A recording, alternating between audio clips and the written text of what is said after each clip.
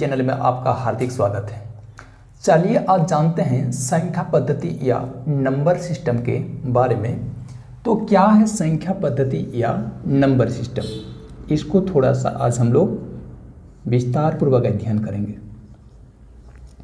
संख्या पद्धति या फिर नंबर सिस्टम गणित का एक महत्वपूर्ण चैप्टर माना जाता है, लेकिन सही और समुचित जानकारी नहीं होने की वजह से विद्यार्थी इससे रिलेटेड क्वेश्चन में बहुत सारी गलतियां कर बैठते हैं और उनका सिलेक्शन तय नहीं हो पाता।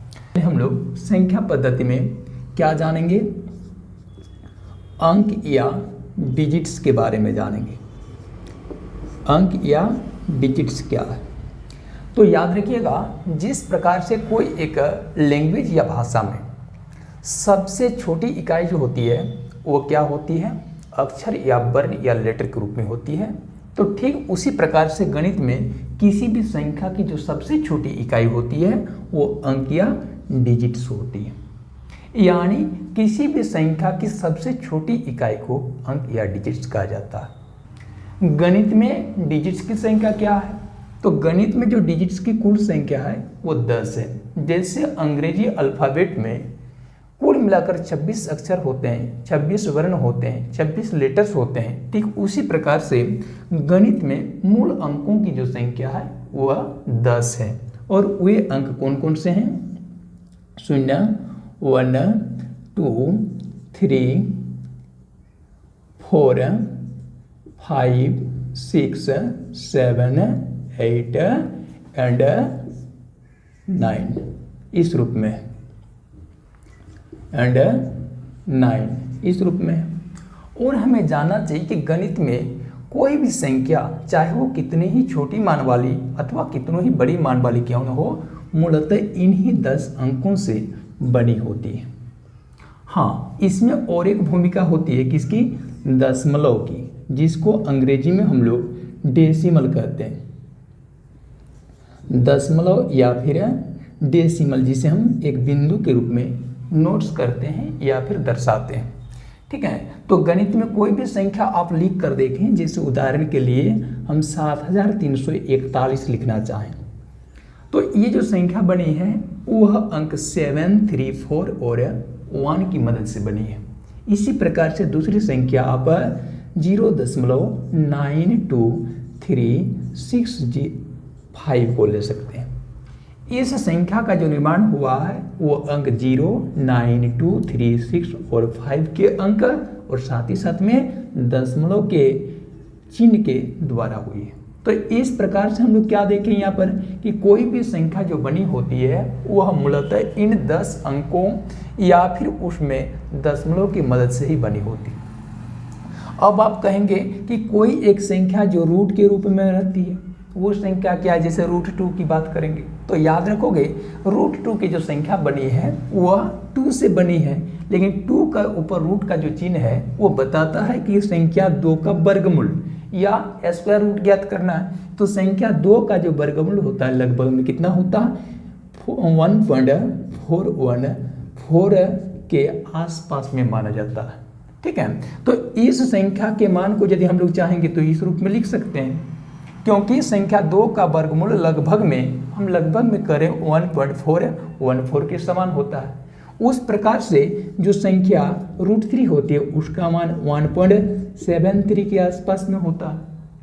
तो ये जो संख्या बनी हुई है उसमें आप देख रहे हैं अंक और दशमलव की ही भूमिका है। तो इस तरह से हम लोग गणित में जितनी भी संख्याएं लिखेंगे इन्हीं 10 अंक और दशमलव की मदद से उसे हम व्यक्त कर सकते हैं। ठीक है, जैसे कोई बट्टी वाली संख्या जैसे 1/4 कर देंगे तो इस संख्या को भी यदि दशमलव के रूप में प्राप्त करना चाहेंगे तो 0.25 होगा। इसमें अंक 025 का इस्तेमाल हुआ है और दशमलव इस्तेमाल किए गए। समझ गए। अब इसमें हम लोग को थोड़ी सी और बेसिक जानकारी दुरुस्त कर लेनी चाहिए कि इन 10 अंकों में से जो शून्य का अंक है, शून्य का प्रथम प्रयोग भारतवर्ष में किया गया। यानी भारतवर्ष का गणितीय क्षेत्र में एक अद्भुत दिन शून्य और दशमलव का अभिप्रयोग या फिर प्रयोग है। ठीक है। शून्य और दशमलव का क्वेश्चन पूछा जा सकता है कि शून्य और दशमलव का सर्वप्रथम प्रयोग कहाँ किया गया, तो वह सही जवाब भारतवर्ष होगा। अब हम लोग संख्याओं के विषय में जानकारी हासिल करते हैं।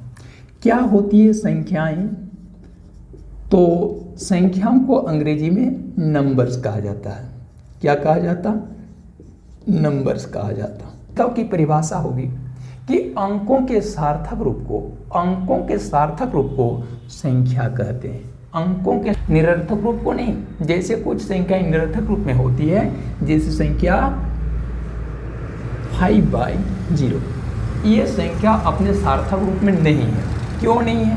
क्योंकि यह संख्या अंश बट्टा हर के रूप में या भिन्नात्मक राशि के रूप में है, परंतु इसकी हर की जो राशि है वो केवल और केवल क्या है? शून्य के समान है।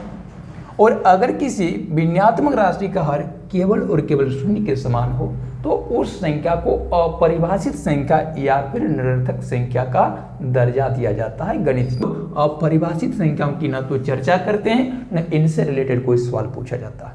ठीक है। तो यहाँ पर जितनी भी संख्याओं को हम लोग लिखे वे सब संख्याएं एक जैसी नहीं है।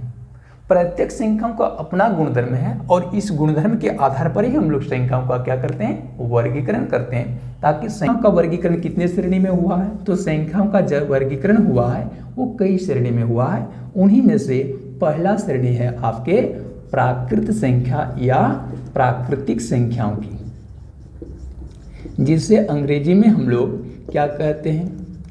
अंग्रेजी में इसको हम लोग नेचुरल नंबर्स कहते हैं। अंग्रेजी में नेचुरल नंबर्स कहते हैं और इसको हम n अक्षर से निरूपित करते हैं या डिनोट्स करते हैं। ठीक है। तो चलिए हम लोग सबसे पहले क्या जानेंगे? प्राकृत संख्या या प्राकृतिक संख्या के बारे में जानेंगे। किसे कहेंगे? तो इसकी कुछ खासियत है। आप इनकी परिभाषा कुछ इस तरह से दे सकते हो। एक से लेकर गिनती की, ध्यान रखेंगे, संख्या क्या होनी चाहिए? गिनती की संख्या होनी चाहिए। गिनती के बाहर की संख्या नहीं होनी चाहिए। जैसे नंबर वो संख्या धनात्मक होनी चाहिए। धनात्मक यानी प्लस चिन्ह वाली होनी चाहिए। अगर किसी संख्या में ये दोनों ही गुण पाया जाए तो वो संख्या प्राकृत संख्या या प्राकृतिक संख्या की श्रेणी में शामिल हो जाए। ठीक है। तो यानी प्राकृत संख्या होने के लिए दो गुण है। पहला गुण है गिनती की संख्या का होना और दूसरी गुण है उसमें उसका चिन्ह धनात्मक होना। इनमें से अगर कोई किसी संख्या में एक गुण हो और एक गुण ना हो, अगर कोई संख्या जैसे गिनती की हो परंतु वो धनात्मक नहीं रहकर अगर ऋणात्मक हो गई हो, या फिर वह निरपेक्ष संख्या शून्य के रूप में हो, तो आप उसे प्राकृत संख्या या प्राकृतिक संख्या नहीं कर सकते। संख्या गिनती की हो, वो चिन्ह धनात्मक ना हो तो संख्या प्राकृतिक संख्या नहीं होगी। या फिर कोई संख्या का चिन्ह धनात्मक है परंतु वो संख्या यदि गिनती की नहीं है तो भी संख्या प्राकृतिक संख्या या प्राकृतिक संख्या नहीं हो सकती। ठीक है। तो इसकी परिभाषा क्या हो गई? एक से लेकर क्यों? क्योंकि याद रखिएगा गिनती की शुरुआत हम लोग एक से ही करते हैं, है ना। एक से लेकर गिनती की सभी धनात्मक संख्याओं को क्या कहोगे? गिनती की सभी धनात्मक संख्याओं को क्या कहते हैं? प्राकृतिक संख्या या प्राकृतिक संख्या कहते हैं। और इसको हम लोग n अक्षर से निरूपित करते हैं। n फॉर आप याद रख सकते हैं नेचुरल नंबर्स। तो कौन कौन सी संख्याएं प्राकृतिक संख्या और प्राकृतिक संख्या होगी? तो याद रखेंगे संख्या 1, संख्या 2, संख्या 3, संख्या 4, 5, 6, इस तरह से आप गिनकर आगे बढ़ जाएं। ठीक है। अब कोई विद्यार्थी कह देंगे कि आगे हम कहाँ तक बढ़ें, तो याद रखिएगा अंत कर सकते हो या गिनती में जहाँ तक बढ़ सकते हो वहाँ तक जा सकते हो। जैसे कोई विद्यार्थी कह देंगे क्या हम 100 में रुक जाएं? बिल्कुल रुकना नहीं है, क्योंकि गिनती की सबसे अंतिम संख्या 100 नहीं होती। तो उसके आगे गिनती की क्या और भी संख्या है? बिल्कुल है। जैसे संख्या 101, 102, ये क्या है? गिनती की ही संख्या है। यानी आप जितना ही आगे बढ़ेंगे गिनती की बड़ी से बड़ी मान वाली संख्याएं आपको मिलती चली जाएगी। और सभी संख्याओं में ये दोनों गुण मिलेंगे, संख्या गिनती की भी होगी और धनात्मक भी होगी। अब याद रखना चाहिए, गणित में कोई भी संख्या जब अंकों के रूप में लिखी जाती है, डिजिट्स में लिखी जाती है, तो उस संख्या के आगे की ओर आपको संबंधित संख्या का चिन्ह मिल जाता है। जैसे संख्या 1 के विषय में हम सोचे तो संख्या 1 के आगे तो कोई चिन्ह नहीं है, तो 1 के आगे कोई चिन्ह नहीं बने धनात्मक चिन्ह है।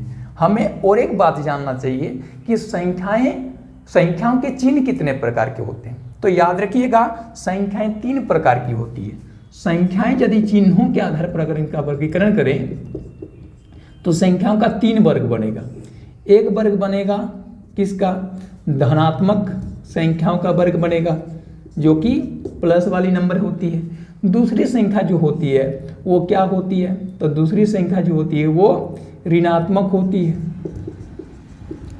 ऋणात्मक होती है, नेगेटिव नंबर्स, वो माइनस चिन्ह को धारण किए हुए रहती है। और तीसरी प्रकार की एक संख्या है, उसको कहते क्या है, हम लोग उस तीसरी प्रकार की संख्या को कहते हैं निरपेक्ष संख्या, ऑब्सोल्यूट नंबर, निरपेक्ष संख्या। तो निरपेक्ष संख्या किसे कहेंगे, तो निरपेक्ष संख्या के अंतर्गत केवल एक ही संख्या आती है, वो है शून्य, है ना। निरपेक्ष संख्या में एक ही संख्या शामिल है, शून्य, क्योंकि संख्या शून्य का चिन्ह ना तो धनात्मक माना जाता ना तो ऋणात्मक माना जाता। बाकी अन्य जितने भी संख्याएं जानते हैं आप गणित में, चाहे वो गिनती की संख्या हो, गिनती के बाहर की संख्या हो, दशमलव वाली संख्या हो, बट्टे वाली संख्या हो, यानी भिन्नात्मक राशि हो, रूट वाली संख्या हो, किसी भी प्रकार की संख्या हो, वह या तो धनात्मक होगी और अगर वह धनात्मक नहीं हुई तो ऋणात्मक होगी, यदि वो शून्य के रूप में नहीं, और यदि शून्य हो गई तो निरपेक्ष हो जाएगी। ठीक है, तो संख्या ये 3 तरह की होती है, एक धनात्मक, एक ऋणात्मक और एक निरपेक्ष। समझ गए। तो यहाँ पर जो 1 देख रहे हैं, तो 1 के आगे की ओर कोई चिन्ह नहीं होने का मतलब होता है धनात्मक चिन्ह या प्लस का चिन्ह होना। यदि ये संख्या ऋणात्मक चिन्ह को धारण किए रहती तो उस स्थिति में यहाँ पर आवश्यक तौर पर माइनस शामिल रहता। ठीक है, यदि वहाँ पर वो माइनस शामिल नहीं है तो संख्या धनात्मक मानी जाए। ये 1 से लेकर गिनती की सभी धनात्मक संख्याओं के रूप में ही यहाँ दी गई है, इस कारण ये सब के सब संख्याएं क्या है, प्राकृत संख्या या प्राकृतिक संख्या है। अब कोई विद्यार्थी कहेंगे कि एक संख्या को मान के चलिए गिनती का नंबर के रूप में नहीं लेते हैं, जैसे गिनती के बाहर की संख्या है 2.3। क्यों, क्योंकि गिनते समय क्या कभी हम लोग लाइफ में 2.3 गिने हैं। संख्या 2 के सीधे बाद हम लोग 3 में चले जाते हैं, या संख्या 2 के सीधे बाद 3 में चले जाते हैं, 3 के सीधे बाद 4 में चले जाते हैं। हम 2.1, 2.2, 2.3, 2.4 इसकी चर्चा तो नहीं करते हैं। तो चूंकि ये गिनती के बाहर की संख्या है, भले ही इसका चिन्ह क्या है, धनात्मक, तो धनात्मक चिन्ह होने मात्र से नहीं होगा, वो संख्या भी गिनती की होनी चाहिए। तो ये गिनती की संख्या नहीं है, चिन्ह है धनात्मक, यानी एक शर्त का अनुपालन कर रही है संख्या, दूसरे शर्त का अनुपालन नहीं कर रही है। इसके चलते आप 2.3 को प्राकृतिक संख्या नहीं कर सकते। एक संख्या ले लेंगे जैसे -5, तो हालांकि 5 रहता तो वो तो गिनती की संख्या होती, लेकिन ये जो संख्या है वो धनात्मक चिन्ह को धारण नहीं करके ऋणात्मक चिन्ह को धारण की हुई, माइनस चिन्ह को धारण की हुई है। इसके चलते हम इस संख्या को क्या नहीं कर सकते हैं, प्राकृतिक संख्या नहीं कर सकते। आप कोई कह देंगे कि जैसे 1/2 इसे क्या हम प्राकृतिक संख्या कर सकते हैं, नहीं ना कर सकते हैं। क्यों नहीं कर सकते, क्योंकि 1/2 का चिन्ह भले ही धनात्मक है परंतु ये संख्या गिनती के अंतर्गत नहीं आती, कभी भी गिनती में 1/2 नहीं गिना जाता ना। उस प्रकार से हम इसको प्राकृतिक संख्या नहीं कहेंगे। √2, √3 ये भी प्राकृतिक संख्या, या -√3 ये भी प्राकृतिक संख्या के अंतर्गत नहीं आएंगे। ठीक है, किस प्रकार के सवाल पूछे जाते हैं, इनसे रिलेटेड सवाल पूछा जाएगा। सबसे छोटी मान वाली प्राकृतिक संख्या कौन सी होती है, तो सबसे छोटी मान वाली प्राकृतिक संख्या याद रखिए, यहाँ पर दिख रहा है आप लोगों को 1 के रूप में, यानी सबसे छोटी प्राकृतिक संख्या 1 होती है। 1 से कम मान वाली या संख्या 1 से कम मान वाली क्या कोई भी प्राकृतिक संख्या है यहाँ पर, नहीं। यदि आप 1 से आगे जाएंगे तो इससे बड़ी मान वाली संख्या आपको मिल जाएगी 2, 3, 4, 5, लेकिन सबसे छोटी मान वाली संख्या की बात करें तो सबसे छोटी मान वाली जो प्राकृतिक संख्या होती है वो 1 होती है। अब सवाल, दूसरा सवाल ये पूछा जा सकता है, तो सबसे बड़ी मान वाली प्राकृतिक संख्या कौन सी है, तो आप याद रखेंगे 1 से आगे गिनती में धनात्मक संख्या की ओर जैसे बढ़ेंगे आगे, आपको बड़ी से बड़ी मान वाली धनात्मक गिनती की संख्याएं मिलती चली जाएगी। कहाँ तक? अनंत परिसीमा तक। ठीक है, यानी कहने का मतलब है, अगर कोई कह दें कि गिनती में हम आगे दौड़ते रहें तो आपको बड़ी से बड़ी मान वाली प्राकृतिक संख्याएं मिलती रहेगी। तो बताइए, गिनती का कोई अंत है? गिनती का कोई अंत नहीं होता है ना। गिनती 100 में खत्म नहीं होती, गिनती 1000 में खत्म नहीं होती, गिनती 1 लाख, 10 लाख, 20 लाख, 50 लाख में खत्म नहीं होती, उसके और भी आगे गिनती है। इसलिए सबसे बड़ी मान वाली प्राकृत संख्या को कोई ज्ञात नहीं कर सकता। ठीक है।